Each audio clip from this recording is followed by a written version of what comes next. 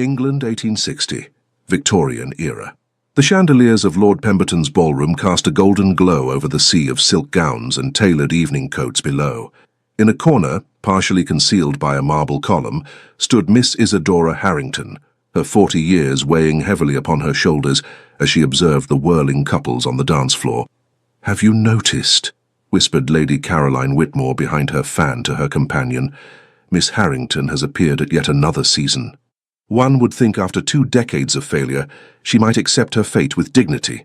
The words, though spoken in hushed tones, carried to Isadora's ears like arrows finding their mark. She straightened her spine, smoothed the dark blue silk of her gown, a shade deemed appropriate for a woman of her station and age, and pretended not to have heard. At 40, Isadora had long since become accustomed to such remarks. The spinster of the esteemed Harrington family, she had watched as her younger sisters married, as her peers found husbands and established households, as the society that had once welcomed her as a debutante now regarded her with a mixture of pity and subtle mockery. "Miss Harrington," came a voice at her elbow. It was her brother, Edward, Earl of Westbridge. "You look rather forlorn. Shall I fetch you some refreshment?" "Thank you, Edward, but I am quite well," she replied with a practised smile. "I was merely observing the new debutantes. Lady Pemberton has outdone herself this season." Edward's expression softened with concern. "Isadora, you need not attend every social function.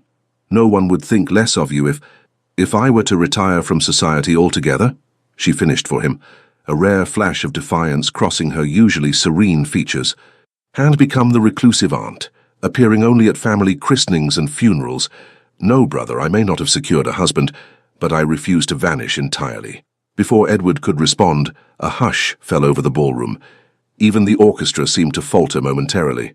"The Duke of Blackhurst," announced the butler at the grand entrance. Richard Vallemont, the 6th Duke of Blackhurst, stood framed in the doorway. Tall and imposing in his immaculate evening attire, his dark hair swept back from a face that poets had compared to classical marble. At 38, he remained the most eligible bachelor in England, his title ancient, his fortune vast, and his estates among the most prosperous in the realm. "He looks particularly unapproachable this evening," murmured Edward. "I wonder what poor debutante will be thrust in his path tonight." Isadora watched as the assembled company parted like the Red Sea before the Duke. Despite his legendary wealth and status, Richard Vallemont was known for his aloofness, his precise manners, and his apparent immunity to the charms of even the most beautiful young ladies of the ton. "He has refused 3 perfect matches this season alone," continued Edward. "Lady Pemberton must be beside herself. Her daughter is among this year's offerings." "Perhaps he finds the parade of innocence tiresome," Isadora replied, surprising herself with the frankness of her observation. Edward raised an eyebrow. "Speaking from experience, sister?" "Speaking as one who has observed 20 seasons from the sidelines," she corrected gently. "There is a certain predictability to it all." As the evening progressed, Isadora maintained her position of dignified observation. She exchanged pleasantries with acquaintances, danced a single quadrille with her brother-in-law, and otherwise remained unobtrusive, a skill she had perfected over the years. It was during the supper dance that fate intervened. Making her way to the refreshment room for a momentary respite from the crush, Isadora collided with a solid form rounding the same corner from the opposite direction. "My apologies," she began, flustered, then froze as she found herself looking directly into the piercing grey eyes of the Duke of Blackhurst. "The fault is entirely mine, madam," he replied, his voice deep and melodious. For a moment, brief but unmistakable, his gaze lingered on her face with an intensity that caused her heart to skip a beat. "Miss Harrington," she supplied, offering a curtsy appropriate to his rank. "Miss Harrington," he repeated, as though committing the name to memory. Then, with a formal bow, he continued on his way. It was a fleeting encounter, the sort that would normally be forgotten before the evening's end. Yet, as Isadora rejoined the gathering, she could not shake the peculiar sensation that the Duke's eyes followed her movements across the room. Later, as the orchestra struck up a waltz, Isadora prepared to retreat further into the shadows. It was then that a familiar deep voice spoke at her shoulder. "Miss Harrington, might I have the honor of this dance?" The ballroom seemed to still around them as the Duke of Blackhurst extended his hand toward the most unexpected recipient imaginable. Isadora felt the weight of 100 stunned gazes upon her. "Your Grace," she began, her voice barely audible above the music. "I fear you have mistaken me for someone else." "I am not in the habit of making mistakes, Miss Harrington," he replied, the faintest suggestion of a smile playing at the corners of his mouth. "The waltz awaits. Will you do me the honor?" 20 years of social conditioning urged her to decline, to spare them both the inevitable whispers. Yet something in his unwavering gaze compelled her to place her gloved hand in his. "The honor is mine, Your Grace." As he led her onto the floor, the whispers erupted like a swarm of agitated bees. The Duke of Blackhurst, who had declined to dance with the season's most celebrated beauties, was leading Miss Isadora Harrington, 40 and unmarried, into a waltz. "You realize, of course, that you have just scandalized the entire assembly," Isadora murmured as they took their positions. "Have I?" he replied, seeming genuinely unconcerned as his hand settled at her waist. "I was under the impression I was merely dancing with the most interesting woman in the room." The music began, and Isadora found herself swept into the dance with a grace she had not experienced in years. The Duke led with confident precision, his steps perfectly matched to hers, creating the illusion that they had danced together countless times before. "You dance beautifully, Miss Harrington," he observed. "Practice, Your Grace," she replied, "though I confess it has been some time since I was last invited to waltz." "Then the gentlemen of the Tarn have demonstrated a remarkable lack of judgment." Isadora could not help but laugh, a soft, genuine sound that drew even more stares from those around them. "You are either exceedingly kind or deliberately provocative, Your Grace. I have yet to determine which." "Perhaps both," he conceded, guiding her through a turn with effortless skill. "Tell me, Miss Harrington, do you enjoy these affairs?" "They serve their purpose," she answered diplomatically. "That is not what I asked." The directness of his gaze unsettled her. It had been years since anyone had looked at her with such focused attention, as though her thoughts and feelings were worthy of genuine consideration. "No," she admitted finally. "I find them rather tedious, but one must maintain appearances." "Indeed," he murmured, and for a moment she glimpsed something in his expression, a fleeting shadow of understanding that suggested he too wore a mask for society's benefit. As the final notes of the waltz faded, the Duke escorted her back to the edge of the ballroom. Before taking his leave, he bent slightly to speak near her ear. "Thank you for the dance, Miss Harrington. It was, without question, the highlight of an otherwise unbearable evening." Then he was gone, moving through the crowd with that peculiar combination of authority and detachment that seemed uniquely his. Leaving Isadora to face the approaching tide of curious acquaintances, all desperate to discover what the Duke of Blackhurst could possibly have said to the spinster of Harrington House. In the carriage returning home that night, Edward regarded his sister with poorly concealed curiosity.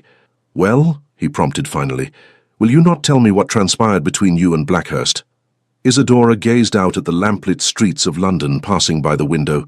"We danced, Edward. Nothing more. The most eligible man in England does not simply dance with anyone, Isadora, particularly not when he has refused the hand of every debutante this season." She turned to face her brother, her expression thoughtful. "Perhaps he was merely being kind." Edward snorted. "Blackhurst is many things, wealthy, powerful, respected, but kind has never been among his known qualities. The man has a heart of stone, if the rumors are to be believed." Isadora returned her gaze to the window, her reflection ghost-like against the darkness beyond. "Then perhaps," she said softly, "the rumors are wrong." Back at Harrington House, as her lady's maid helped her prepare for bed, Isadora caught sight of herself in the mirror. The face that looked back at her was neither young nor beautiful by society's standards. The bloom of youth had faded, leaving behind a woman with fine lines at the corners of her eyes and a certain gravity to her countenance. Yet for the first time in years, she looked at her reflection and wondered if perhaps there was something still worthy of notice in the woman she had become. Something that had caught the eye of the most discerning man in England, if only for the span of a single waltz. Foolishness, she chided herself aloud, dismissing the thought. A man like the Duke of Blackhurst did not seriously consider women like Isadora Harrington. Whatever his reasons for singling her out tonight, it would surely prove to be nothing more than a momentary caprice, forgotten by morning. Little did she know that across London, in the opulent study of his townhouse, the Duke of Blackhurst sat with a glass of brandy, contemplating the unexpected discovery he had made at the Pemberton ball. A woman whose intelligent eyes and quiet dignity had, in the space of a single dance, intrigued him more than all the bright young things of the season combined. The morning following the Pemberton ball dawned grey and drizzly, a fitting backdrop to Isadora's reflections as she sat at her writing desk, composing a letter to her married sister in Hampshire. She had almost convinced herself that the previous night's encounter with the Duke had been nothing more than a curious aberration, until the butler appeared at her door. "A delivery for you, Miss Harrington," he announced, with the faintest hint of surprise in his normally impassive voice. The footman behind him carried a magnificent arrangement of deep crimson roses, so abundant that they nearly obscured his face. As he placed the crystal vase on a side table, Isadora stared in bewilderment. "There must be some mistake," she began. "No, miss," the butler replied, extending a small cream-coloured card on a silver salver. The messenger was most specific. With fingers that trembled slightly, Isadora took the card. Upon it, in a bold masculine hand, was written, "To brighten a dreary London morning, Blackhurst." "Heavens above," she whispered, the card nearly slipping from her fingers. The butler cleared his throat discreetly. "Will there be a response, Miss Harrington?" "I know. That is, not at present," she managed, still staring at the roses as though they might vanish if she looked away. When the servants had withdrawn, Isadora approached the flowers, inhaling their rich fragrance. In all her 40 years, no gentleman had ever sent her flowers, not even during her debut season when she had been young and moderately pretty, if never a true beauty. "What game is he playing?" she murmured, gently touching one velvet petal. Her contemplation was interrupted by the arrival of her sister-in-law Charlotte, Countess of Westbridge, who burst into the room in a flutter of morning silk. "Is it true?" Charlotte demanded without preamble. "Did the Duke of Blackhurst truly send you roses?" Isadora sighed. "News travels with remarkable speed in this household. The servants talk, especially when something so unprecedented occurs," Charlotte replied, circling the arrangement with wide eyes. "Isadora, these must have cost a small fortune at this time of year." "I'm sure it's merely a courtesy after our dance," Isadora said, attempting to sound dismissive. Charlotte gave her a shrewd look. "The Duke of Blackhurst does not dance with spinsters, nor does he send them roses as a courtesy. Something very strange is happening." Before Isadora could formulate a response, the butler appeared again. "Lord Westbridge requests Miss Harrington's presence in the study." Downstairs, Edward paced before the fireplace, his expression troubled. He stopped when Isadora entered. "I've just come from my club," he began without preamble. "The entire town is talking about nothing but you and Blackhurst." Isadora sank into a chair. "Surely there are more important matters worthy of discussion." "Not in London during the season," Edward replied grimly. "Particularly not when the most sought-after bachelor in England singled out a—" He stopped abruptly. "A spinster?" Isadora supplied, her voice calm despite the sting. "You need not mince words, Edward. I am well aware of my status." Her brother had the grace to look contrite. "Forgive me. I only meant that it is unusual and people are curious. Blackhurst has rejected countless eligible young ladies. Why should he suddenly show interest in someone so manifestly unsuitable?" Isadora finished for him. "I assure you, I have asked myself the same question." Edward crossed to kneel beside her chair, taking her hand. "Isadora, I worry for you. If Blackhurst is playing some sort of cruel game, then I shall be no worse off than I am now," she replied softly. Her brother studied her face. "You find him intriguing, don't you?" Isadora withdrew her hand. "I found our brief conversation refreshingly direct, nothing more, and now he has sent roses, which is certainly flattering, but hardly indicative of serious intent." "Be careful," Edward warned, rising.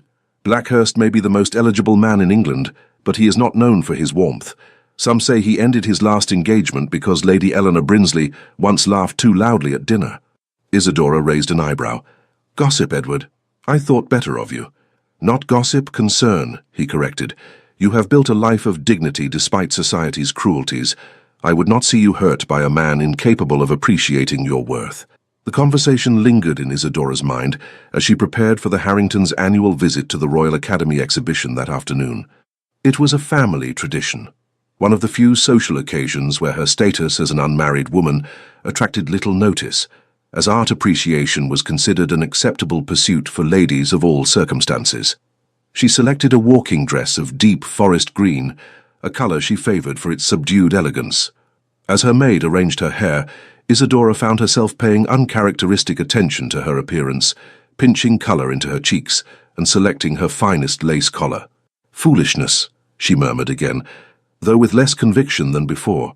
At the Royal Academy, the Harrington party moved slowly through the crowded galleries, pausing to admire landscapes and portraits amid the press of fashionable society. Isadora had just separated from her family to examine a particularly fine seascape when a familiar voice spoke beside her. "Turner at his finest, would you not agree, Miss Harrington?" She turned to find the Duke of Blackhurst standing at her elbow, resplendent in a perfectly tailored morning coat that emphasized his broad shoulders and commanding height. "Your Grace," she acknowledged with a small curtsy. "Yes, his understanding of light is unparalleled."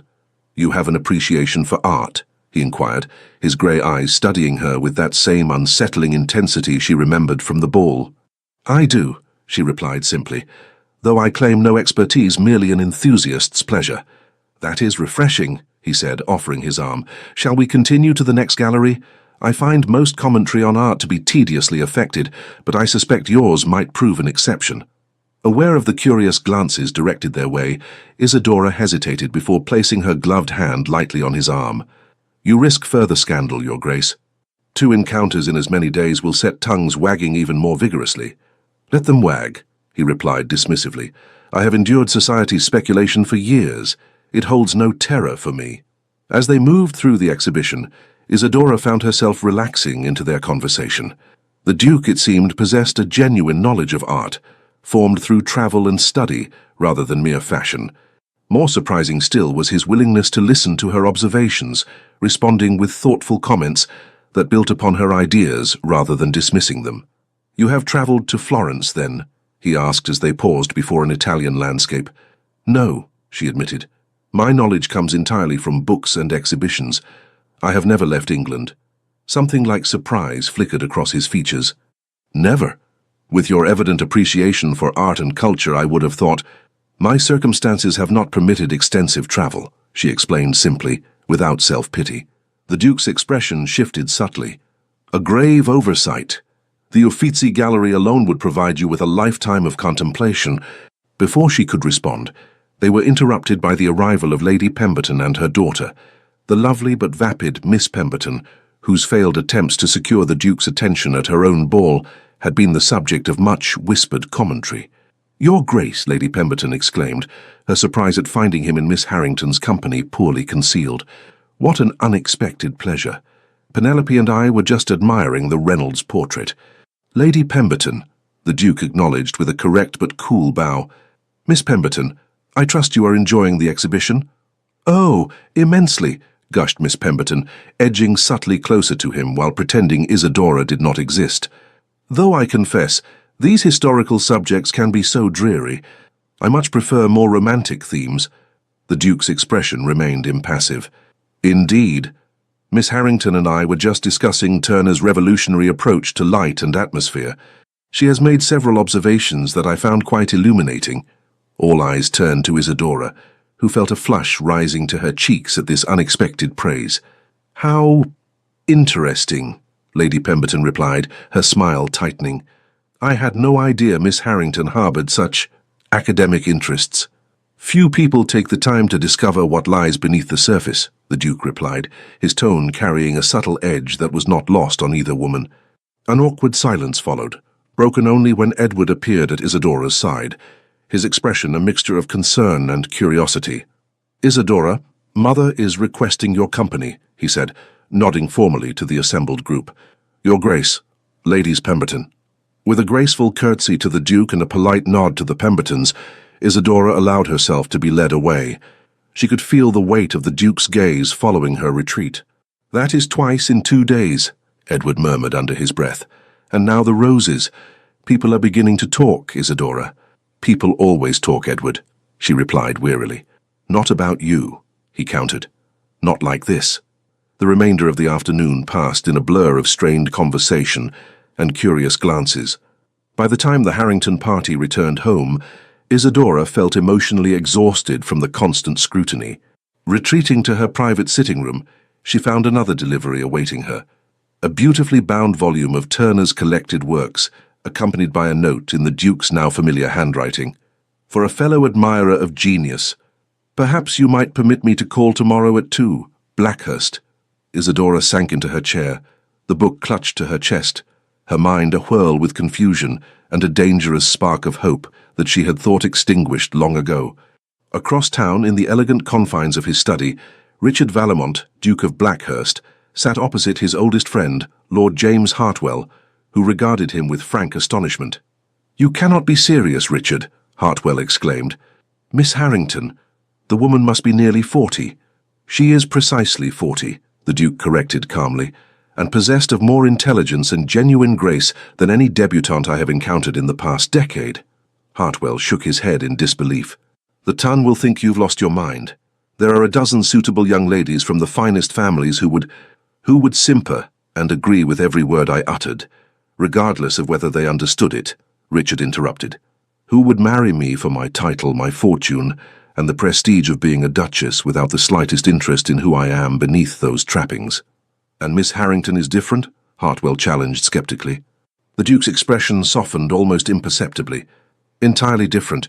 She speaks her mind, she observes the world with clear eyes, and she expects nothing from me, which, I find, makes me want to offer her everything." Hartwell studied his friend with growing concern. "Richard, if this is some rebellion against society's expectations—" "It is not," the Duke replied firmly. "For the first time in my life, James, I have met a woman whose company I genuinely enjoy, who challenges my thoughts rather than merely reflecting them back to me. Is that so difficult to comprehend?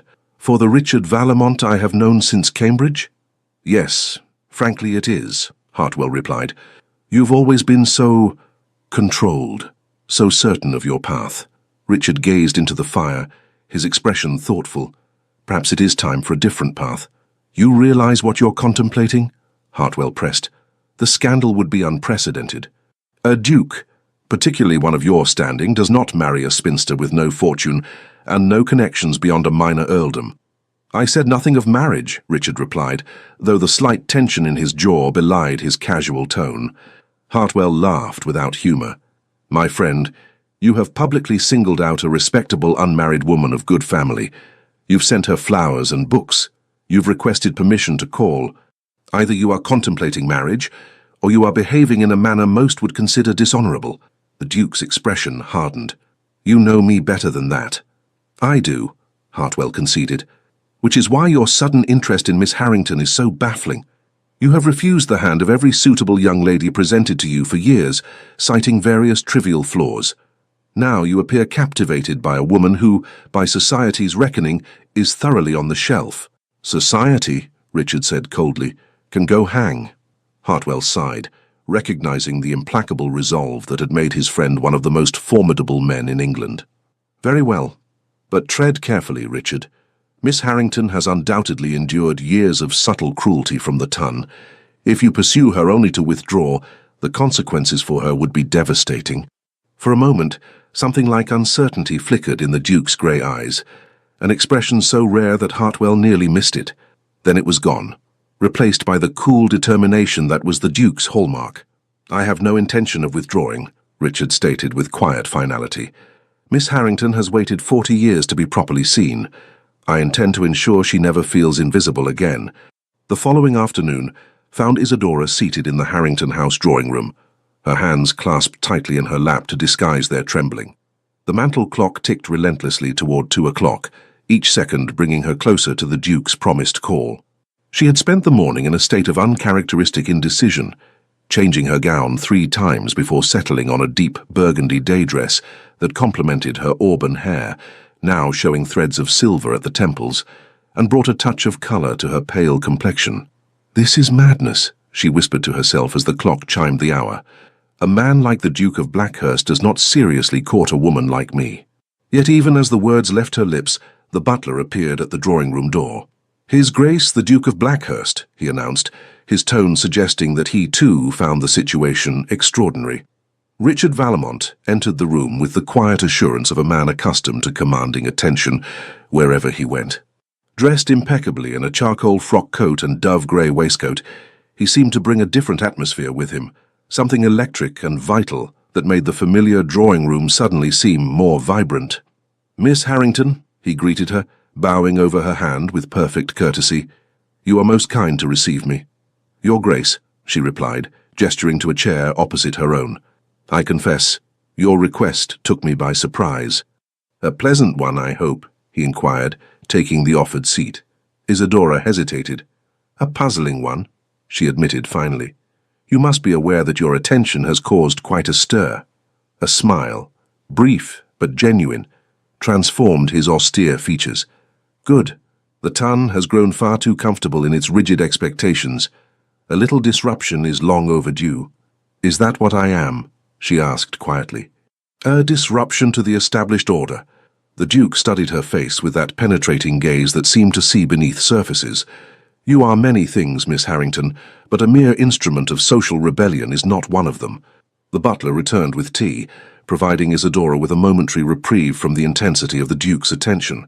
As she poured for them both, she was acutely aware of the domestic intimacy of the scene, something she had observed countless times between her married sisters and their husbands, but had never experienced herself. "You enjoyed the book?" the Duke inquired, accepting his cup with a nod of thanks. "Very much," she replied, relaxing slightly at the shift to safer conversational ground.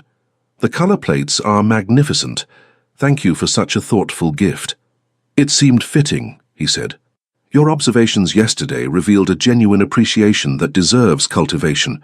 Isadora sipped her tea, gathering courage for the question that had haunted her since the Pemberton ball. "Your Grace, forgive my directness, but I must ask, why have you singled me out for these attentions?" Richard set down his cup, his expression serious. "Because in a sea of artifice, you stand as a beacon of authenticity. Because when you speak, you say what you mean rather than what you believe I wish to hear. Because your eyes reflect a depth of thought and feeling that I find compelling." The simple honesty of his answer stole Isadora's breath. No man had ever spoken to her with such straightforward admiration, not even in her youth when she had still harbored hopes of marriage. "I am 40 years old, Your Grace," she reminded him, her voice steady despite the tumult of emotions his words had stirred. "I have no fortune, no particular beauty, and no accomplishments beyond those expected of any gentlewoman. Surely there are dozens of young ladies more worthy of your interest." "Worthy," he repeated, an edge entering his voice. "A curious choice of words. Tell me, Miss Harrington, by what measure do you determine a person's worth? By youth, beauty, fortune? These seem remarkably shallow criteria for a woman of your intelligence." Isadora flushed. "You misunderstand me. I meant only that society," he interrupted, "has consistently demonstrated a profound inability to recognize true value. I, however, am not so limited in my perceptions." A charged silence fell between them, broken only when the Duke rose and crossed to the window, his tall figure silhouetted against the afternoon light. "Perhaps I should speak plainly," he said, turning back to face her.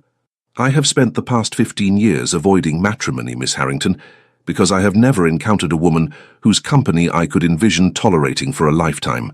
Until now." Isadora stared at him, certain she had misheard. "Your Grace, if this is some kind of jest—" "I do not jest about matters of such importance," he replied, his expression grave. "I am well aware that my attention has placed you in an uncomfortable position. Society whispers. Your family worries, and you yourself must be uncertain of my intentions." He returned to his seat, leaning forward slightly. "Allow me to clarify them. I wish to court you, Miss Harrington, with the utmost propriety and respect. If, after a period of better acquaintance, you find my company as agreeable as I find yours, I hope you might consider a more permanent arrangement." Isadora felt as though the floor had fallen away beneath her feet. "You cannot be serious," she whispered. "I have never been more serious about anything in my life," he replied simply. "But the scandal means nothing to me. The disparity in our situations is relevant only if we allow it to be. Your family's expectations are not my concern. I am the head of my house and answer to no one regarding my choice of bride." His calm dismantling of each objection left Isadora speechless. Finally, she managed to ask the question that lay at the heart of her disbelief. "Why me, Your Grace? After all these years of refusing every eligible match, why would you choose someone society considers thoroughly unmarriageable?" Richard's expression softened. Because when we danced, Miss Harrington, I felt for the first time that I was in the presence of a woman who saw me, not the Duke, not the fortune, not the ancient title, but the man beneath all those trappings. Do you have any idea how rare that is?" Before she could respond, the drawing-room door opened to admit Lady Harrington, Isadora's mother, whose surprise at finding the Duke of Blackhurst in her drawing-room was poorly concealed beneath a veneer of social grace. "Your Grace," she exclaimed, curtsying deeply. "What an unexpected honor. I do apologize for interrupting." "Not at all, Lady Harrington," Richard replied, rising to bow. "I was just discussing the Royal Academy exhibition with your daughter. Her insights are most illuminating." Lady Harrington's gaze darted between them, clearly struggling to make sense of the scene before her. "How delightful! Isadora has always been fond of art, though I fear her observations may lack the sophistication to truly interest someone of your background, Your Grace." Isadora felt a familiar pang at her mother's dismissive tone, a subtle diminishment she had endured for years as her marriage prospects faded. "On the contrary," the Duke replied, his voice cooling perceptibly. "Miss Harrington's understanding rivals that of many so-called experts of my acquaintance.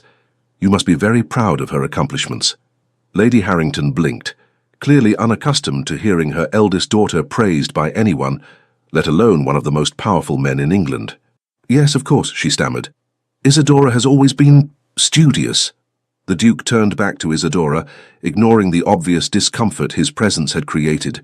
"Miss Harrington, might I prevail upon you to accompany me to the conservatory at Kew Gardens tomorrow? The tropical specimens are particularly fine this season." Aware of her mother's widening eyes, Isadora hesitated only briefly before nodding. "I should like that very much, Your Grace." "Excellent. Shall we say 11 o'clock? I will send my carriage." With that, he bowed to both ladies and took his leave, his departure leaving a vacuum of stunned silence in its wake. "Isadora," Lady Harrington breathed when the front door had closed behind him. "What in heaven's name is happening? First the roses, now a private call and an invitation to Kew. The Duke of Blackhurst is courting you." "It would appear so, Mother," Isadora replied, still trying to absorb the reality of the situation herself. Lady Harrington sank into a chair, fanning herself vigorously. But why, after all these years of being overlooked, to suddenly attract the attention of the most eligible bachelor in England? "It defies all understanding." Isadora winced at her mother's artless candor. "Thank you for that assessment, Mother." Lady Harrington had the grace to look abashed. "Forgive me, my dear. I did not mean... That is to say, you have always been accomplished and well-bred, of course, but at your age—" "Yes, Mother, I am quite aware of my age," Isadora interrupted with uncharacteristic sharpness, "as I believe is the Duke." "But what can he possibly want?" Lady Harrington persisted, bewilderment evident in every line of her face. Isadora rose, suddenly weary of the conversation. "Perhaps, Mother, he wants what any man seeks in a potential wife: companionship, understanding, and mutual respect." "At your age," Lady Harrington repeated, seemingly unable to move past this central fact. "It's unprecedented." "Many things about the Duke appear to be unprecedented," Isadora replied softly. "If you'll excuse me, I believe I shall rest before dinner. Tomorrow promises to be eventful." As she climbed the stairs to her bedchamber, Isadora's mind whirled with conflicting emotions, disbelief warring with a dangerous, fragile hope that she had thought long dead. Could the Duke truly be serious in his intentions? Or was this, as Edward feared, some incomprehensible game whose rules she did not understand? In the privacy of her room, Isadora sat at her dressing table, studying her reflection with new eyes. The face that looked back at her was handsome rather than beautiful, strong features softened by intelligent eyes and a generous mouth. Time had etched fine lines at the corners of those eyes and across her brow, but had also bestowed a certain dignity, a gravity that her younger self had lacked. Could he truly see something worthwhile in this face? She whispered to her reflection. Sleep proved elusive that night. Isadora lay awake, replaying the Duke's words in her mind, searching for hidden meanings or subtle mockery and finding none. His manner had been direct, his gaze sincere, his intentions stated with a clarity that left little room for misinterpretation. Yet still she doubted. 20 years of watching from the sidelines as other women were chosen, courted and wed, had left deep scars on her heart. The idea that she, overlooked unmarriageable Isadora Harrington, might have captured the attention of the most sought-after bachelor in England seemed more fantasy than reality. Morning brought no respite from her confusion. As her maid helped her dress for the promised excursion to Kew Gardens, selecting a walking gown of deep teal that complemented her colouring, Isadora found herself trembling with a combination of anticipation and dread. "You look lovely, miss," her maid assured her, arranging a modest hat atop Isadora's carefully styled hair. "Thank you, Bennet," Isadora replied, managing a small smile, "though I fear lovely may be an overstatement at my age." "Nonsense," the maid replied loyally. "There's more to beauty than youth, and if I may be so bold, miss, the Duke seems to have recognized that fact." Precisely at 11, the Blackhurst carriage arrived, a magnificent conveyance of gleaming black lacquer emblazoned with the ducal crest. The footman who handed Isadora into its luxurious interior treated her with the deference usually reserved for women of much higher rank, adding to the surreal quality of the morning. The Duke was waiting at the entrance to the gardens, his tall figure commanding attention despite the simplicity of his attire. As Isadora descended from the carriage, she observed a flicker of admiration in his eyes that sent an unfamiliar warmth coursing through her veins. "Miss Harrington," he greeted her, bowing over her hand. "You are punctual, another quality I find admirable." "Your Grace," she replied, dropping a curtsy. "Thank you for the invitation. It has been some years since I last visited Kew." "Then we shall remedy that oversight immediately," he declared, offering his arm. "The Palm House awaits, and I believe you will find the orchid collection particularly impressive." As they strolled through the magnificent glass structures housing exotic plants from across the empire, Isadora gradually felt her tension easing. The Duke proved a knowledgeable guide, sharing insights gained from his own travels and listening with genuine interest to her observations. They paused beneath the soaring glass dome of the Palm House, surrounded by towering tropical specimens that created the illusion of a far-distant land. "It's rather like stepping into another world," Isadora remarked, tilting her head back to admire the architectural marvel above them. "Indeed," the Duke agreed, though his gaze remained fixed on her upturned face rather than the surroundings. "Miss Harrington, may I speak frankly?" She lowered her gaze to meet his, her heart quickening at the intensity she found there. "Of course, Your Grace. I sense that you harbor doubts about my intentions," he said directly. "That perhaps you suspect some ulterior motive behind my interest in you." Isadora hesitated, torn between honesty and decorum. "You must admit, Your Grace, that your attention is unexpected. I would be naive not to question it." He nodded slowly. "Fair enough. Then allow me to address those doubts directly. I am 38 years old, Miss Harrington. I have spent the past 15 years fending off matchmaking mamas and their increasingly desperate attempts to secure my title for their daughters. I have been paraded before every eligible young lady from Land's End to John O'Groats, and I have found them universally tedious. Pretty faces concealing empty minds, or worse, calculating ambitions." He took a step closer, his voice lowering. "And then, at yet another interminable ball, I encountered a woman who stood apart from the usual preening and posturing. A woman who watched the proceedings with clear-eyed intelligence and a hint of well-earned cynicism. A woman whose conversation, when I finally engineered an opportunity to experience it, revealed depth and substance rather than the usual vapid pleasantries." Isadora felt her cheeks warming under his steady gaze.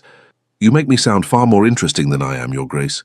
"On the contrary," he replied, "I suspect I have only begun to discover how interesting you truly are, Miss Harrington, and I find myself eager to continue that discovery if you will permit it." Before she could respond, they were interrupted by the arrival of a group of fashionable ladies, whose exclamations of surprise at encountering the Duke of Blackhurst in such circumstances echoed through the humid air of the Palm House. "Your Grace," called Lady Winfield, a notorious gossip whose daughter had failed to secure the Duke's interest during the previous season. "What an unexpected pleasure to find you at Kew on this fine morning." Her gaze moved to Isadora, and a look of poorly concealed disdain crossed her features.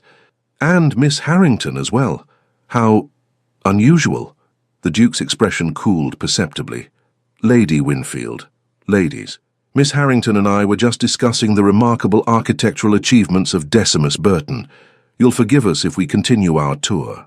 Without waiting for a response, He guided Isadora toward a less crowded section of the glasshouse, his hand warm and reassuring at the small of her back. "I apologize for the interruption," he murmured. "It seems we cannot escape society's eyes, even here."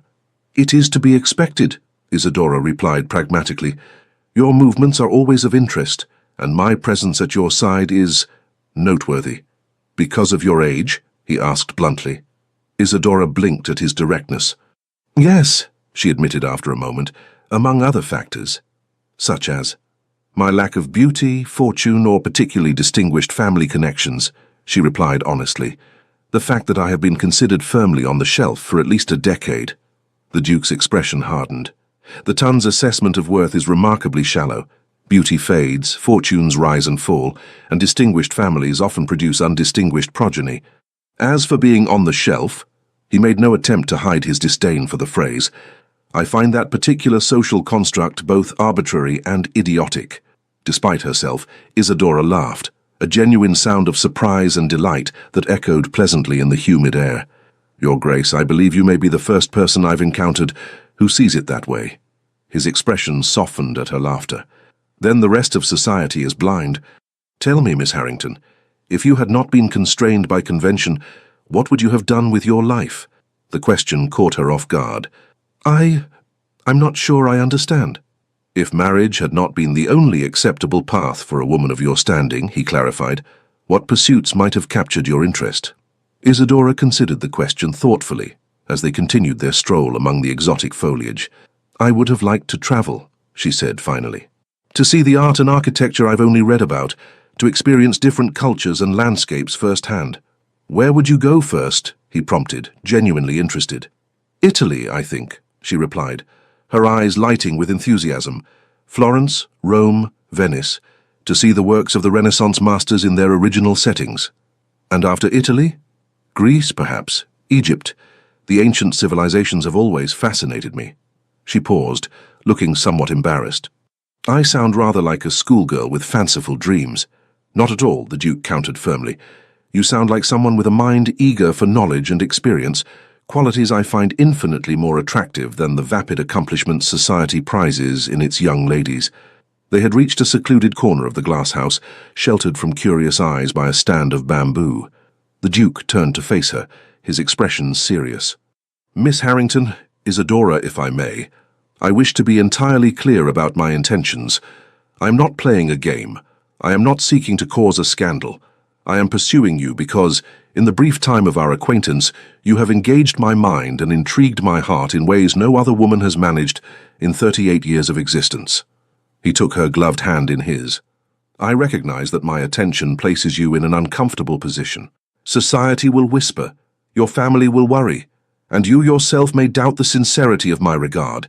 But I ask only that you grant me the opportunity to demonstrate that regard through continued acquaintance." Isadora looked up into his face, the strong, aristocratic features that had launched 1,000 matrimonial campaigns, and saw nothing but earnest intent in his grey eyes. "Your Grace." "Richard," he corrected gently. "When we are not in formal company, I should like to hear my name on your lips." "Richard," she repeated, the intimate address sending a tremor through her voice. "I fear you may be courting disappointment. I am not young, not beautiful in the conventional sense." "You are beautiful to me," he interrupted, his thumb tracing a gentle pattern on the back of her hand. "Your intelligence shines in your eyes. Your dignity lends grace to every movement. Your smile, when you deign to bestow it, transforms your entire countenance."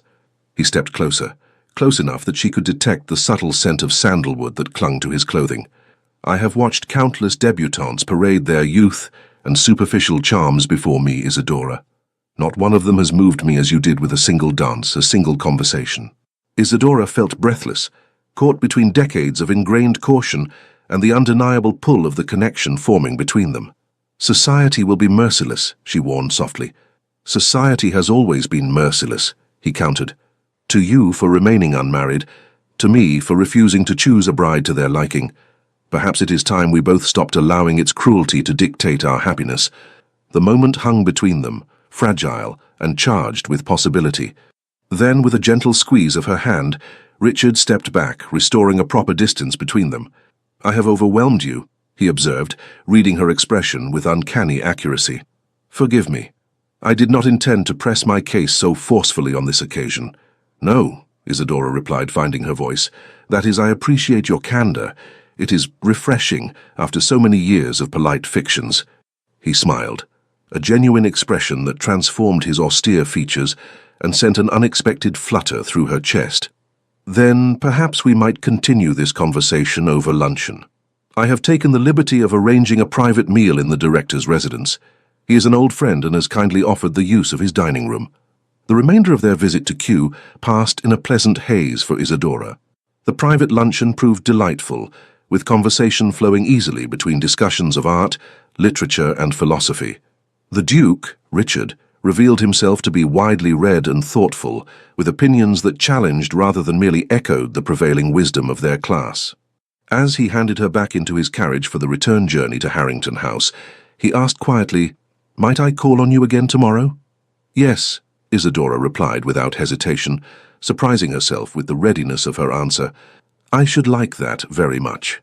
His smile, warm and genuine, stayed with her long after she had returned home to face her family's curious questioning about the outing. That evening, Edward cornered her in the library, his expression troubled. "Isadora, what exactly is transpiring between you and Blackhurst? The entire town is talking." "I am not entirely certain myself," she admitted, selecting a volume from the shelf to avoid meeting her brother's concerned gaze. "He has expressed interest in a continued acquaintance." "Interest?" Edward repeated skeptically. "Isadora, the man is courting you, openly and without apology. It is unprecedented." She finally turned to face him. "Do you find it so impossible to believe that someone might genuinely desire my company, Edward?" Her brother had the grace to look abashed. "Of course not. You are intelligent, kind, and possessed of more substance than most women half your age. But Blackhurst, his reputation for fastidiousness, for impossible standards, the fact that he has rejected every suitable match for 15 years, only to suddenly show interest in—" He stopped abruptly. "In a spinster of 40, Isadora finished for him, her voice steady despite the sting. "Yes, it is unexpected. I have said as much to him directly." "And what was his response?" A small smile touched her lips as she recalled Richard's words in the Palm House. He said that society's assessment of worth is remarkably shallow, and that he finds the concept of being on the shelf both arbitrary and idiotic. Edward's eyebrows rose in surprise. "That does not sound like the Blackhurst I have heard described at my club." "Perhaps," Isadora suggested gently, "the Duke the Ton believes it knows is not the man himself, but rather the title they all covet." Her brother studied her face intently. "You like him," he observed, sounding faintly astonished. "I find his company stimulating," she acknowledged carefully. "His conversation is intelligent, his opinions thoughtful, and his manner refreshingly direct." Edward ran a hand through his hair, a gesture of frustration he had maintained since boyhood. "Isadora, I only wish to protect you from potential hurt. If Blackhurst is sincere, then I could not be more delighted for you. But if this is some passing fancy on his part, then I shall endure it, as I have endured everything else," she replied with quiet dignity. "But Edward, what if it is not? What if, after all these years, I have encountered someone who sees me, truly sees me, for who I am? Would you have me reject that possibility out of fear?" Her brother's expression softened. "No," he admitted finally. "No, I would not. But promise me you will proceed with caution. Your heart has been preserved intact for 40 years. I would not see it broken now. I promise," she assured him, though in truth she feared it might already be too late for caution. The seed of hope that Richard had planted in her heart was already taking root, growing stronger with each encounter, each conversation, each glimpse of the man beneath the ducal title. Over the following weeks, London society watched in fascinated disbelief as the Duke of Blackhurst's courtship of Miss Isadora Harrington continued with unwavering purpose. He called at Harrington House almost daily, sent flowers and books with thoughtful notes, and escorted her to exhibitions, concerts, and even the opera, appearing utterly indifferent to the whispers and stares their appearances together provoked. For Isadora, who had spent decades in the shadows of society, the sudden spotlight was both exhilarating and terrifying. She found herself scrutinized at every turn, her gowns, her hairstyle, her conversation all subject to unprecedented attention and often cruel commentary. "I heard Lady Winfield say it must be some sort of wager," Charlotte confided, as she helped Isadora prepare for an evening at the theatre. "That Hartwell must have challenged Blackhurst to court the most unlikely woman in London." Isadora's hands stilled in the act of fastening her earrings. "And what did you say to that?" "I told her that if the Duke had made such a wager, he would have chosen someone truly objectionable, perhaps Lady Winfield herself," Charlotte replied with uncharacteristic sharpness.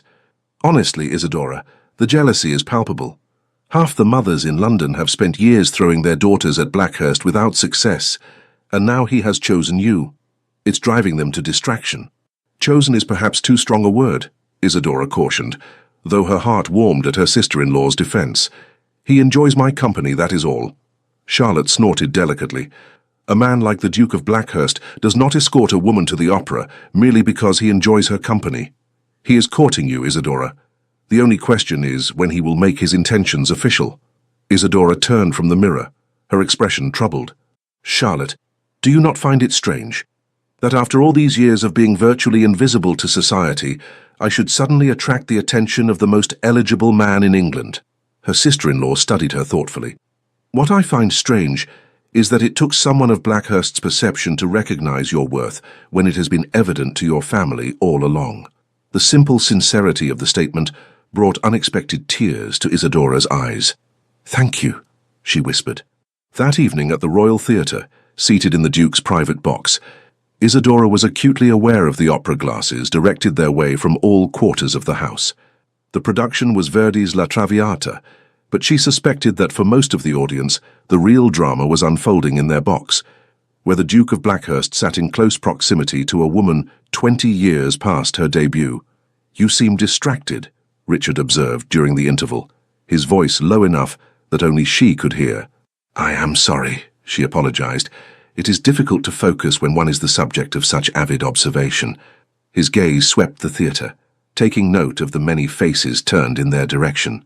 "Would you prefer to leave, and give them even more to gossip about?" she replied with a small smile. "No, I shall endure."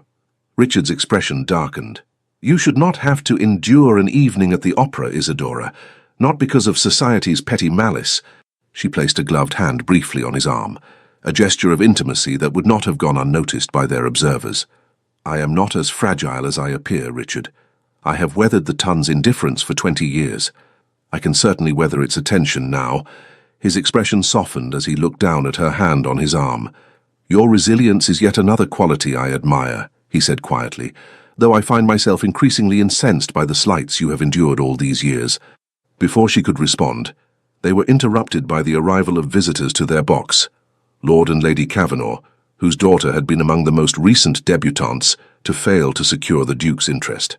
"Your Grace," Lord Cavanaugh greeted, bowing stiffly. "Miss Harrington, what a surprise to see you at the opera." "Is it, Lord Cavanaugh?" Richard replied coolly. "Miss Harrington is a great appreciator of music, unlike many who attend merely to be seen." The subtle rebuke was not lost on the Cavanaughs, whose attendance at cultural events was indeed more social than artistic in nature. "Of course," Lady Cavanaugh murmured, her smile not reaching her eyes as she addressed Isadora. "How commendable to maintain such interests at your age, Miss Harrington. Most ladies in your position would have retreated from society long ago." "I have never seen the virtue in retreating, Lady Cavanaugh," Isadora replied evenly. "Life has much to offer at every age, if one remains open to its possibilities." Richard's eyes warmed with approval at her response. "Indeed," he agreed, placing his hand over hers where it still rested on his arm. "A philosophy more should adopt, in my opinion."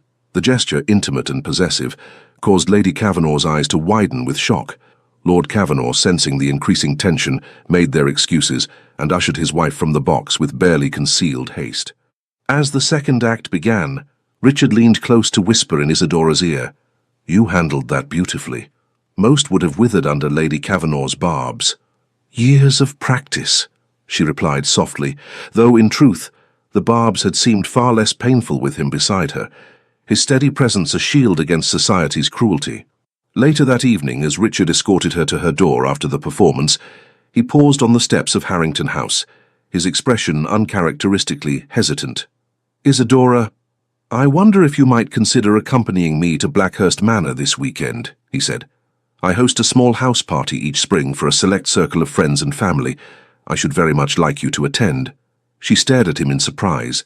A private call was one thing, flowers and books mere tokens. Even public appearances at cultural events could be dismissed as the eccentricity of a duke, known for his unconventional tastes. But an invitation to his ancestral home, to meet his family and closest friends, that was a declaration of serious intent that could not be misconstrued. "Richard, are you certain?" she asked, searching his face in the soft glow of the carriage lamps. "Such an invitation will be seen as—" "Precisely what it is," he interrupted gently. "A clear statement of my regard and intentions. I am weary of the speculation, Isadora. I wish to make my feelings plain, not only to you, but to all of society." Her heart thundered in her chest. "And what are those feelings?" In answer, he took her hand and raised it to his lips, his gaze never leaving hers. "I believe you know," he said softly. "But if you require the words, I shall speak them here and now, regardless of who might witness." Isadora shook her head quickly, overwhelmed by the intensity of the moment. "No, not here, not like this." His expression gentled with understanding. "Then say you will come to Blackhurst. Allow me to introduce you to those dearest to me. Let me show you the place that has shaped me for better or worse." The invitation represented a threshold, Isadora knew, a point of no return. If she accepted, she would be publicly acknowledging the seriousness of their connection, inviting both increased scrutiny and inevitable disappointment if the relationship failed to culminate in marriage.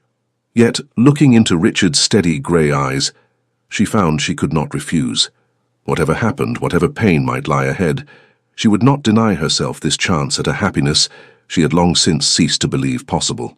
"Yes," she said finally, "I will come to Blackhurst." His smile, rare and transformative, illuminated his features. "You have made me very happy, Isadora," he said simply. Then, with a formal bow that belied the intimacy of the moment they had just shared, he bid her good night and returned to his waiting carriage. Inside Harrington House, Isadora found Edward waiting in the entrance hall, his expression a mixture of concern and curiosity. "Well?" he prompted, when she had handed her wrap to the waiting footman. "What did Blackhurst have to say for himself tonight?" "He has invited me to Blackhurst Manor for his spring house party," she replied, still somewhat dazed by the invitation and its implications. Edward's eyebrows shot up. "Good Lord, and you accepted?" "I did." Her brother studied her face intently. "Then it appears his intentions are serious indeed." "So it would seem," she agreed softly. Edward was silent for a long moment, then he stepped forward and took her hands in his. "Isadora, if this is what you want, if Blackhurst is what you want, then you have my full support. Whatever whispers or obstacles society may throw in your path, know that your family stands with you." Tears pricked at Isadora's eyes at this unexpected declaration. "Thank you, Edward," she whispered, squeezing his hands gratefully. Her brother cleared his throat, suddenly self-conscious. "Yes, well, it's about time someone recognized your worth, even if it had to be the most intimidating man in England." The weekend of the Blackhurst house party arrived with unseasonable warmth, as though spring itself had conspired to make the occasion perfect. Isadora travelled to Kent in Richard's personal carriage, accompanied by Charlotte as propriety demanded, though Edward would join them the following day.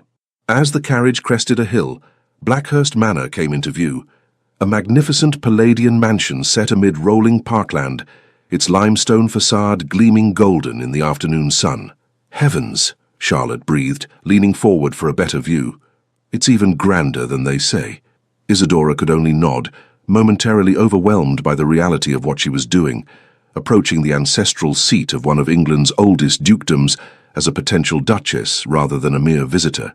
The very thought seemed absurd, yet here she was, responding to an invitation that could have only one meaning. As the carriage rolled to a stop before the imposing entrance, Richard himself emerged to greet them, descending the wide stone steps with an eager stride that belied his usual reserve. "Isadora," he said warmly, helping her from the carriage with gentle hands. "Welcome to Blackhurst." For a moment, they stood gazing at each other, oblivious to the servants arrayed on the steps or Charlotte being handed down behind them. Then, recollecting himself, Richard turned to greet Charlotte with correct, if cooler, courtesy before escorting them both into the entrance hall. The interior of Blackhurst Manor was every bit as impressive as its exterior, soaring ceilings, marble floors, and walls hung with ancestral portraits and priceless works of art. Yet despite its grandeur, there was a warmth to the house that Isadora had not expected, a sense that it was a home rather than merely a showpiece of aristocratic wealth. "I've had rooms prepared for you in the East Wing," Richard informed them, as footmen moved forward to collect their luggage. "The views of the Rose Garden are particularly fine at this time of year. I thought you might appreciate them, Isadora." The personal consideration touched her deeply. "Thank you, Richard." That was most thoughtful. His expression softened at her use of his given name, still a novelty that seemed to please him each time she employed it. "I shall leave you to rest and refresh yourselves before dinner. The other guests will be arriving throughout the afternoon." As a maid led them to their rooms, Charlotte leaned close to whisper, "Did you see how he looked at you, Isadora? If the man is not in love, I shall eat my best bonnet." Isadora shushed her, though her heart leapt at the observation. Could it be true? Could the Duke of Blackhurst, Richard, truly love her? The possibility seemed too extraordinary to credit, yet the evidence was increasingly difficult to dismiss. After resting briefly, Isadora began to prepare for dinner with Charlotte's help, selecting a gown of deep amethyst silk that highlighted her auburn hair and brought warmth to her complexion. "You look lovely," Charlotte declared as she fastened the last button. "Truly, Isadora, I have never seen you look better." Studying her reflection, Isadora had to admit there was a difference in her appearance, not in her features, which remained as they had been, but in her expression, her bearing. There was a light in her eyes that had been absent for years, a confidence in her posture that spoke of renewed hope. As they descended to the drawing-room where pre-dinner drinks were being served, Isadora was acutely conscious of the scrutiny she would face from Richard's inner circle. These were not the general society whose opinion she had learned to disregard, but people whose judgment mattered to the man who had, against all odds, come to matter deeply to her. Richard came forward immediately to greet them, looking resplendent in evening attire that emphasized his commanding height and athletic build. "Isadora, Charlotte," he said warmly, "allow me to introduce you to my guests." The group assembled in the drawing-room was smaller and less intimidating than Isadora had feared. Just 8 people, including Lord James Hartwell, whom she recognized as Richard's oldest friend from Cambridge days, Richard's younger sister, Lady Eleanor Vallemont, a striking woman in her early 30s, his cousin, Lord Henry Vallemont and his wife, and 2 other couples who appeared to be long-standing family friends. To Isadora's surprise and relief, the reception she received was uniformly cordial, with Richard's sister in particular going out of her way to make her feel welcome. "My brother has spoken of little else but you for weeks," Lady Eleanor confided as they took seats together before dinner. "I was beginning to think you must be some sort of paragon." Isadora laughed softly. "I assure you, I am nothing of the sort. Your brother's regard is flattering, but perhaps exaggerated." Lady Eleanor studied her with shrewd blue eyes, the same shade as Richard's, Isadora noted. "I think not," she said finally. "Richard does not exaggerate, nor does he act on impulse or emotion. If he has singled you out, Miss Harrington, it is because he sees qualities in you that are genuinely exceptional." Before Isadora could respond to this remarkable statement, dinner was announced, and Richard appeared at her elbow to escort her into the dining room. "My sister has not overwhelmed you, I hope," he murmured as they processed down the corridor. "Eleanor can be rather direct." "Not at all," Isadora assured him. "It's refreshing, actually. Directness seems to be a family trait." He smiled down at her, his eyes warm. "One you share, if I recall our early conversations correctly." The dinner that followed was unlike any social experience Isadora had ever known. Seated at Richard's right hand, the position of honor usually reserved for the highest-ranking lady present, she found herself at the center of genuine, interested conversation rather than polite dismissal. Richard's friends and family engaged her on topics ranging from literature to politics, listening to her opinions with actual attention rather than mere courtesy. Most surprising of all was the way Richard himself deferred to her views, drawing her into discussions and valuing her contributions in a way she had never experienced in society at large. "You see," he said softly during a moment when the others were engaged in their own conversations, "this is why I wished you to come to Blackhurst, so that you might see yourself as I see you, not as London society has labelled you, but as the remarkable woman you truly are. The simple sincerity of his words brought warmth to Isadora's cheeks. "You are very kind, Richard." "Not kind," he corrected gently, "observant, and increasingly certain that I have made the right choice." After dinner, the party retired to the music room, where Lady Eleanor was prevailed upon to play the pianoforte. As the evening progressed, Isadora found herself drawn into the warm circle of Richard's closest connections, accepted not as an oddity or an object of curiosity, but as someone of genuine interest and worth. It was a revelation, this glimpse of what life might be like, freed from the constraints and judgments that had defined her existence for so long. Here, in the intimate setting of Blackhurst Manor, she was not the spinster or poor Miss Harrington, but simply Isadora, valued for her thoughts, her conversation, herself. As the evening drew to a close, Richard escorted her to the foot of the grand staircase, lingering behind the others as they made their way to their respective rooms. "You seem to enjoy yourself," he observed, his voice low and intimate in the quiet of the great hall. "Very much," she admitted. "Your friends and family are most welcoming." "They see what I see," he replied simply. Then, glancing around to ensure they were momentarily unobserved, he reached for her hand, raising it not to his lips as propriety dictated, but pressing it gently against his heart. "Sleep well, Isadora. Tomorrow I should like to show you the grounds, if the weather permits." The gesture, though subtle, carried a weight of tenderness that left her momentarily speechless. "I should like that," she managed finally, reluctantly withdrawing her hand. "Good night, Richard." As she ascended the staircase, she could feel his gaze following her, warm and steady as a physical touch. In her room, preparing for bed, she found herself humming softly, an unconscious expression of a happiness so unexpected, so complete, that it seemed almost too fragile to acknowledge directly. The following day dawned clear and mild, perfect for the promised tour of the estate. After breakfast, Richard appeared at Isadora's side, offering his arm. "Shall we explore?" he suggested, his eagerness barely concealed beneath his usual composure. They set out across the immaculate lawns, Richard pointing out features of the landscape with evident pride and knowledge. It soon became clear to Isadora that Blackhurst was not merely a symbol of his rank and wealth, but a living entity to which he was deeply connected. "My father saw the estate primarily as a source of revenue," he explained, as they paused at the edge of a small lake, watching swans glide across the still surface. "But for me, it has always been more than that. These lands, these people, they are a responsibility, yes, but also a privilege, to be part of something that stretches back centuries and will continue long after I am gone."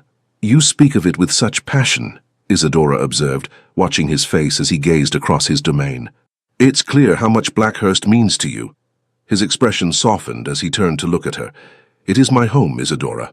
The one place where I have always felt truly myself, unconstrained by the expectations and formalities of society." He paused, something vulnerable entering his gaze. "I wanted you to see it, to understand this part of me." The simple honesty of the statement touched her deeply. "Thank you for sharing it with me," she said softly. "It helps me see you more clearly. Not just the Duke that London knows, but the man behind the title. That," he replied, his voice low and fervent, "is precisely what I hoped for. So few people look beyond the dukedom to see the man. You have done so from the beginning, Isadora. It is one of the many reasons I find myself increasingly drawn to you." They continued their walk, crossing a stone bridge that arched elegantly over a narrow section of the lake. In the distance, Isadora could see figures moving about the grounds, other guests enjoying the fine spring weather. "Richard," she began carefully, "I must ask you something that has been troubling me." He glanced down at her, his expression open. "Anything. Are you certain about this?" She gestured vaguely between them. "Society has expectations for a man in your position. A duke typically marries a young woman of impeccable lineage, someone who can provide heirs and manage a great household. I am 40 years old, Richard. The likelihood of my bearing children is reduced, but not impossible." He completed for her, his tone matter-of-fact. "And while an heir is certainly desirable, it is not my primary consideration in choosing a wife." He led her to a stone bench positioned to overlook the lake and its surrounding gardens, taking her hands in his as they sat. "Isadora, I have spent 15 years watching young women of impeccable lineage parade before me, each more vacuous and calculating than the last. I have endured countless dinner conversations so tedious they made me question whether the continuation of my line was worth the lifetime of boredom it would entail. Despite the seriousness of the moment, Isadora found herself smiling at his blunt assessment. Surely they could not all have been so dreadful. Perhaps not, he conceded, but none, not one, ever looked at me as you do, as though I am a person worthy of genuine interest, rather than merely a title to be acquired. His thumbs traced gentle patterns on the backs of her hands, sending shivers up her arms, despite the warmth of the day. As for managing a great household, Blackhurst has run efficiently for centuries under the guidance of capable stewards. What I seek in a wife is not an administrator, but a companion, someone whose conversation I enjoy, whose opinions I respect, whose presence brings me peace rather than obligation. Isadora's heart quickened at the implication of his words, but still she hesitated. Richard, you must know how people will talk. The tongue will be merciless. Let them talk, he replied with quiet intensity. I have never governed my life according to society's expectations, Isadora.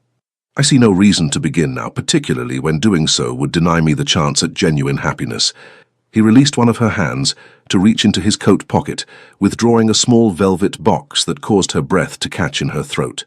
I had planned to wait until this evening after the others had retired, he said, his voice betraying a rare nervousness. But perhaps here, in this place that has witnessed the sweep of centuries, is more fitting. Opening the box, he revealed a magnificent emerald ring surrounded by diamonds, its antique setting speaking of history and permanence. This belonged to my grandmother, the 5th Duchess, he explained, his eyes never leaving Isadora's face. A woman of remarkable intelligence and character, who defied convention in her own time. I believe she would approve of my choice. With deliberate care, he slid from the bench to one knee before her, still holding her gaze. Isadora Harrington, you have brought light into my life where before there was only duty. You have shown me that true connection is possible, even for someone as guarded as myself. Would you do me the extraordinary honor of becoming my wife? Isadora stared at him, scarcely able to believe the moment was real. Here was Richard Vallemont, Duke of Blackhurst, the most eligible bachelor in England, on his knee before her, offering not just his name and position, but his heart. Richard, she began, her voice trembling slightly, are you absolutely certain? The world will not understand. I am not asking the world to marry me, he replied simply. I am asking you. In that moment, looking into his steady grey eyes, Isadora felt the last of her doubts dissolve. Whatever challenges might lie ahead, whatever whispers might follow them, the chance to share her life with this remarkable man was worth any price. Yes, she said softly, then with growing certainty, yes, Richard, I will marry you. His expression transformed with a joy so naked, so unguarded, that it stole her breath. Rising, he took the ring from its velvet nest and slipped it onto her finger, a perfect fit as though it had been made for her hand. My Duchess, he murmured, raising her fingers to his lips. Then, glancing around to ensure they were unobserved, he leaned forward and pressed a gentle, reverent kiss to her lips. Their first, a seal on the promise they had just exchanged.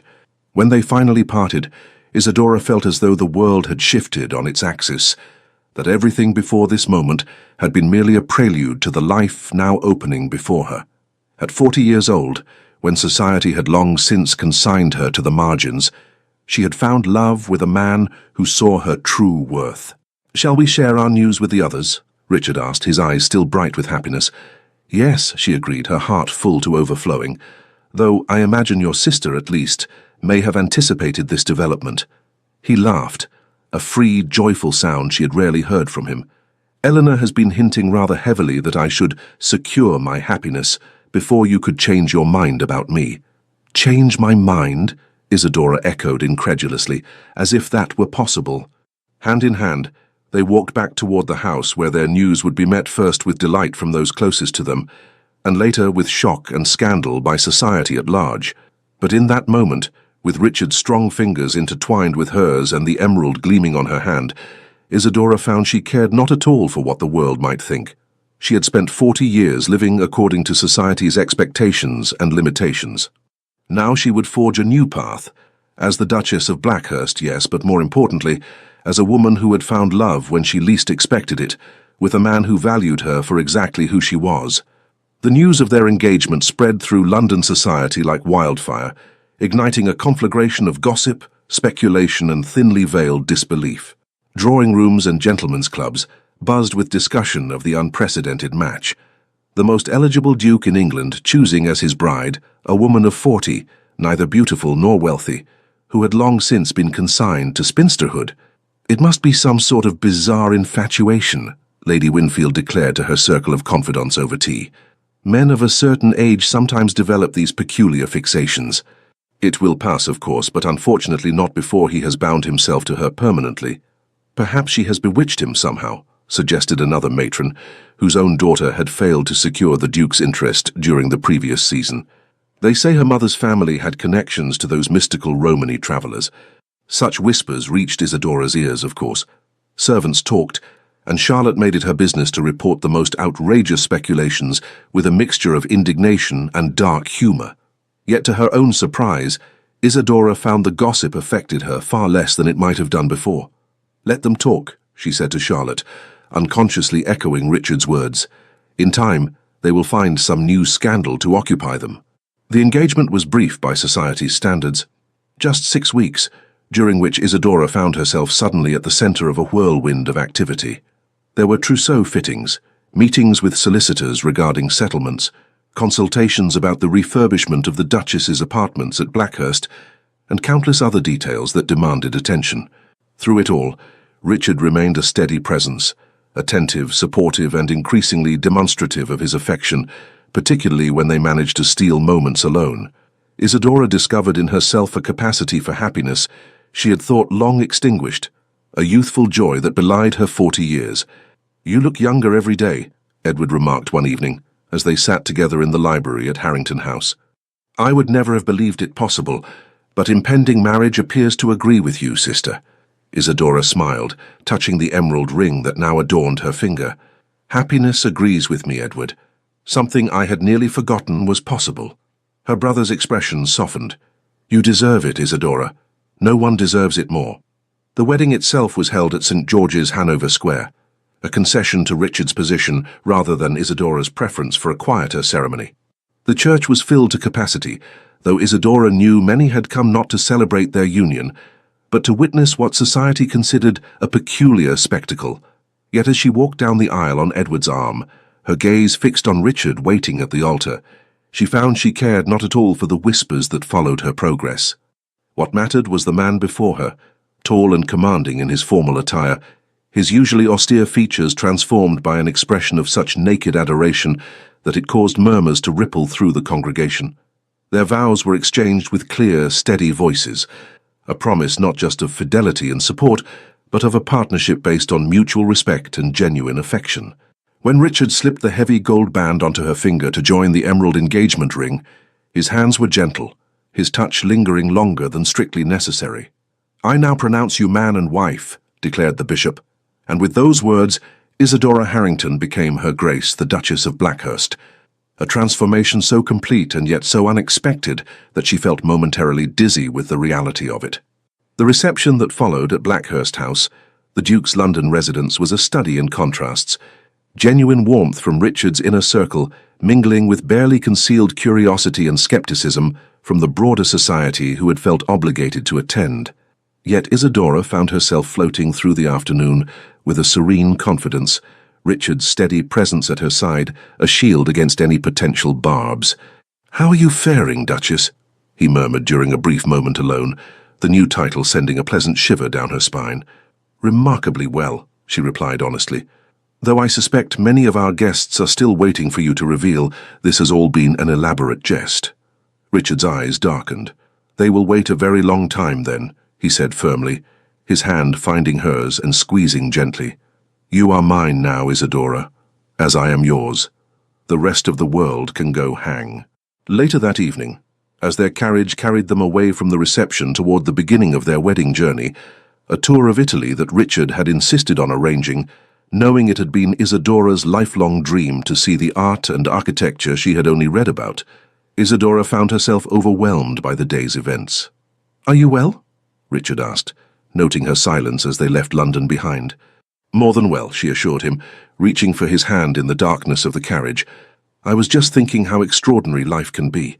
6 months ago, I had resigned myself to a future of quiet spinsterhood, watching from the sidelines as others lived their lives. And now, he prompted softly, now I find myself embarking on an entirely new chapter, with a man I have come to love more deeply than I ever thought possible." The admission, the first time she had spoken the word love aloud, came naturally without hesitation. Richard's breath caught audibly. Then, with a movement swift and decisive, he gathered her into his arms, his lips finding hers in a kiss far more passionate than the chaste one they had shared at the altar. When they finally parted, both breathless, he rested his forehead against hers. "I have loved you, Isadora, since that first waltz," he confessed, his voice rough with emotion. "Though I scarcely recognized the feeling at the time. It has been so long since I allowed myself to want anything beyond duty and responsibility." Isadora raised a hand to cup his cheek, marveling at the freedom to touch him, to express the tenderness that had grown between them. "And now," he said, drawing her closer still, "I find myself wanting everything with you. A life, a family if fate permits it, a partnership in every sense of the word." "Even if society never quite accepts us?" she asked, giving voice to the one doubt that still lingered. Richard's laugh was low and unconcerned. "Society will adjust, as it always does. In time, our match will become merely another footnote in the annals of the Ton's history. But what we build together, Isadora, that will be our legacy, far more significant than any gossip or scandal." As the carriage rolled through the darkening countryside toward Dover, where a ship awaited to carry them to the continent, and the beginning of their shared adventures, Isadora rested her head against her husband's shoulder, marveling at the journey that had brought her here. At 40 years old, when the world had deemed her past all possibility of romance or new beginnings, she had found not just love, but a partner who valued her for exactly who she was, not despite her age and experience, but because of the wisdom and character they had helped shape. And Richard, who had spent years holding the world at arm's length, had found in her a companion whose presence enriched rather than diminished him, whose love had awakened parts of himself he had thought forever dormant. Together, they would face whatever challenges lay ahead, the potential skepticism of society, the practical considerations of their future, the adjustments of building a life together after years of independence. But they would face them as equals, bound not just by the legal ties of matrimony, but by a deep and genuine connection that had defied all expectations. "I love you, Richard," Isadora whispered into the comfortable silence that had fallen between them. His arm tightened around her shoulders, his lips brushing her temple in a gesture of tenderness that needed no words. Yet he offered them anyway, his deep voice soft in the intimate darkness of the carriage. "And I love you, my Duchess, more than I ever thought possible." The grand ballroom of Blackhurst Manor glittered with candlelight, the air fragrant with the scent of hothouse flowers, as the cream of society mingled and danced beneath the soaring ceilings. At the centre of it all stood the Duke and Duchess of Blackhurst, their expressions serene as they greeted their guests with gracious warmth. "They make a striking couple, do they not?" murmured Lady Eleanor to Edward, who had just claimed her hand for a dance. One would hardly credit the scandal their match once caused. Edward smiled, watching his sister as she stood beside her husband, her auburn hair, now liberally streaked with silver, elegantly arranged and adorned with the Blackhurst emeralds. At 42, Isadora radiated a confidence and contentment that made her more beautiful than she had ever been in her youth. "Society has a short memory when confronted with success," he observed, leading Eleanor into the pattern of the dance. "And by any measure, their marriage has been a remarkable success." Indeed, the tongue that had once whispered so cruelly about the Duke's inexplicable choice had gradually fallen silent as the months passed, and Richard's devotion to his older bride showed no signs of waning. So if anything, his regard for Isadora had only deepened with time, evident in the way his eyes sought her across crowded rooms, in the attentiveness with which he listened when she spoke, in the private smiles they shared that hinted at a connection far deeper than mere social convenience. Across the ballroom, a young footman approached the Duchess, bending to whisper something in her ear. Isadora's face lit with joy, and she turned immediately to touch her husband's arm, conveying some news that caused his usually reserved expression to transform with delight. With brief apologies to their guests, the Duke and Duchess slipped from the ballroom, leaving their guests to speculate on their sudden departure. "The nursery, I imagine," Lady Eleanor explained to Edward as they completed their dance. "My nephew has a remarkable talent for timing his demands to coincide with social obligations." Edward chuckled, a trait he seems to have inherited from his father, if Richard's strategic exits from tedious parliamentary debates are any indication. The miracle of Isadora's pregnancy, coming just months after their wedding, had silenced the last of society's skeptics. The birth of James Edward Richard Vallemont, Marquess of Westmoreland, and heir to the Dukedom of Blackhurst, 10 months after their marriage had transformed scandal into fairy tale in the eyes of the ton. Upstairs, in the spacious nursery suite overlooking the moonlit gardens, Isadora and Richard stood side by side at the cradle of their 8-month-old son, watching as the nurse settled him back to sleep after his evening feeding.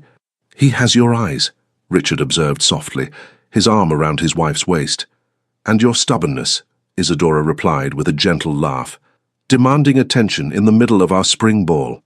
Richard pressed a kiss to her temple, inhaling the familiar lavender scent of her hair. "I can hardly blame him. I, too, prefer your company to that of our entire guest list combined." The nurse curtsied and withdrew, leaving them alone with their sleeping son, the child that society had deemed impossible, yet who had arrived nonetheless, healthy and strong, and adored beyond measure by both his parents. "Sometimes I still cannot believe this is my life," Isadora confessed, leaning into her husband's embrace. "That all of this, you, James Blackhurst, is real and not some dream from which I'll wake." "Very real," Richard assured her, turning her gently in his arms to face him. "Though I confess to similar moments of disbelief.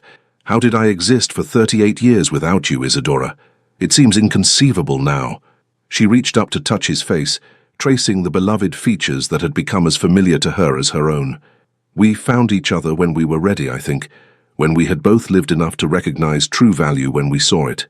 Richard smiled, the warm, genuine smile that he reserved exclusively for her and their son. "The most valuable discovery of my life," he agreed, bending to capture her lips in a tender kiss. Below, the music from the ballroom drifted up through the open windows, a reminder of the social obligations awaiting their return. Yet, for a moment longer, they lingered, wrapped in each other's arms beside their sleeping child, savoring the precious reality of the family they had created together. "We should return to our guests," Isadora murmured eventually, though she made no move to leave the circle of his arms. "In a moment," Richard replied, his eyes still drinking in the sight of her, his wife, his Duchess, the woman who had transformed his life with her intelligence, her dignity, and her boundless capacity for love. Let them wait just a little longer. And so they remained, the Duke and his unexpected Duchess, their extraordinary love story having silenced the whispers and defied the conventions of their world. Together, they had rewritten the rules of what was possible, proving that true connection could flourish at any age, that value lay not in youth or beauty, but in the depth and quality of one's character, and that love, when genuine, could overcome even the most entrenched societal expectations. In the cradle beside them, young James stirred briefly, his small hand reaching out in sleep. Isadora gently tucked the blanket around him, her heart so full of love for her family that it seemed impossible to contain. "Happy?" Richard asked softly, watching her face in the gentle lamplight. "Beyond anything I ever imagined possible," she replied with simple truth. Hand in hand they slipped from the nursery and made their way back toward the glittering ballroom below, where society awaited the return of the Duke and Duchess, whose unlikely love story had become the toast of London. No longer a scandal, but an inspiration. For in finding each other, Isadora and Richard had discovered not just personal happiness, but a truth too powerful to be denied, that love, true and genuine, recognized no boundaries of age or convention, and that it was never, ever too late to begin again. Dear listener, life, like the story of Isadora and Richard, rarely follows the path we expect. In a world that often celebrates youth above all else, it's easy to believe that our chances for love, for new beginnings, for joy diminish with each passing year. But Isadora's journey reminds us of a profound truth. It is never too late to find happiness. At 40, society had written Isadora's story for her, a tale of spinsterhood and quiet resignation. Yet her most beautiful chapter was just beginning.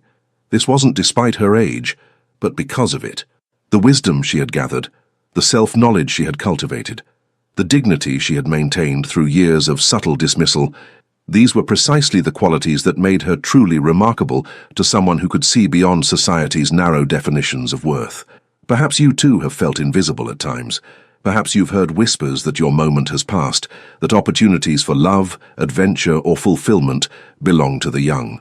But remember this: the most authentic connections often come when we have lived enough to know ourselves truly, when we have weathered disappointments and emerged with our kindness intact. Your life experience isn't a liability, it's your greatest strength. The patience you've developed, the perspective you've gained, the resilience you've built, these are treasures beyond price. Like Richard, the right people will recognize and cherish these qualities in you. Tonight, as you prepare for sleep, know that your story continues to unfold in beautiful and unexpected ways. Rest well, knowing that the most meaningful chapters of your story may still lie ahead. You are seen, you are valued, and you are worthy of every happiness, at every age. With deepest appreciation for sharing this journey with us, Legends of the Fall Team. Thank you so much for staying with us until the end. We hope Isadora and Richard's story reminded you that love has no age, and that being seen for who you truly are is the most romantic thing of all. If this story touched your soul, please subscribe, like, comment, and share it with your loved ones. Your support motivates us to keep telling more stories full of love, redemption, and emotional twists. At the end of this video, you'll see a suggestion for another powerful story from our channel. Click it and let yourself be surprised by even more unforgettable emotions. With love, the Legends of the Fall Team.